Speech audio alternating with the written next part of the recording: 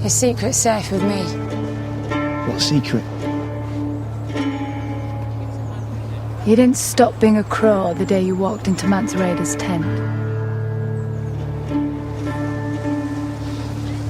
Well, I'm your woman now, Jon Snow. You're going to be loyal to your woman.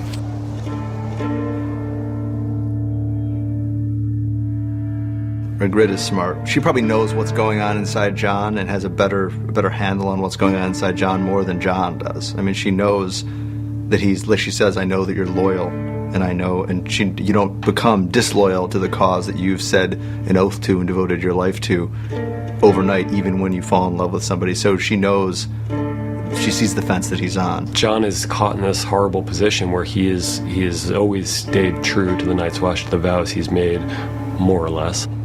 He strays from the path a little bit, but this has always been part of Qhorin Halfdan's plan. So I think he's always believed that he's staying true to the Night's Watch and will eventually return to them, but at the same time, he's finding himself in a extremely dangerous situation and an emotionally fraught one because he doesn't want to betray this woman that he's fallen for.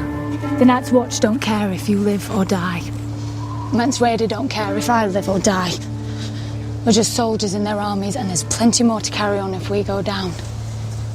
I think a Grit makes things even more difficult for him than Mance Rayder does, because she's someone he's in love with, and he's never been in love with anyone before, and that's a powerful emotion that the Night's Watch vow is meant to keep out of the Night's Watch picture. And it's you and me that matters to me and you. Don't ever betray me.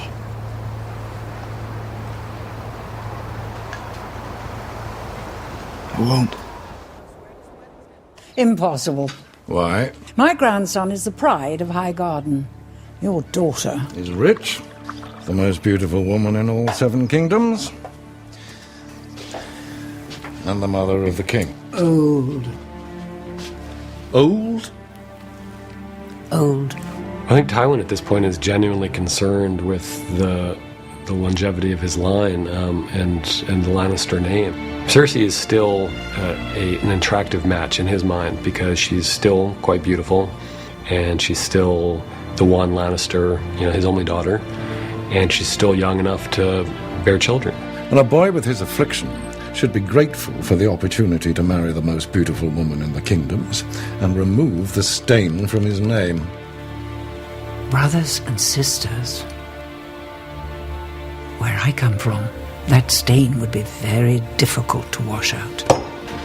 On some level, maybe he knows they're not rumors, and I'm actually don't think that's probably his weak spot. He probably doesn't, probably won't allow himself to admit that there's even the slightest chance that is really happening. But he knows from a political standpoint that those rumors can be damaging, even if they are false, and he has to do whatever he can to quash them. And it becomes this kind of just this great back and forth between them because, Tywin points out that Loras is famously not attracted to women.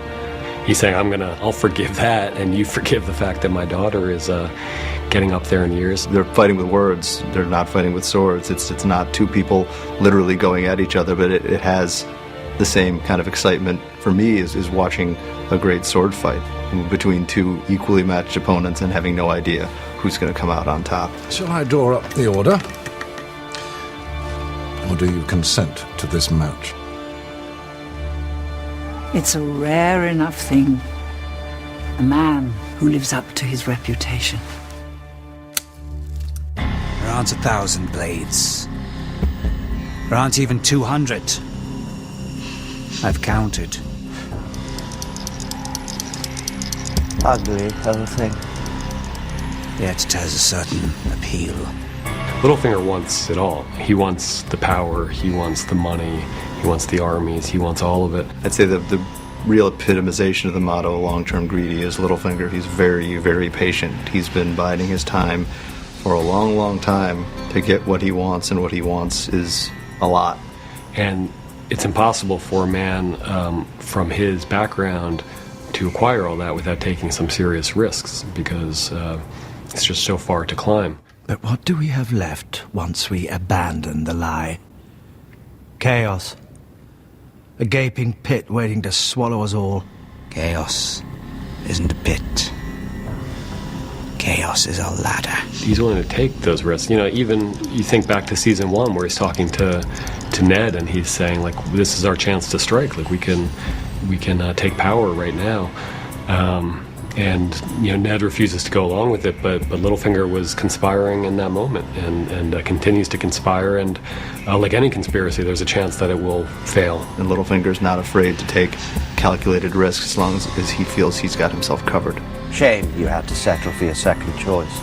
Early days, my friend.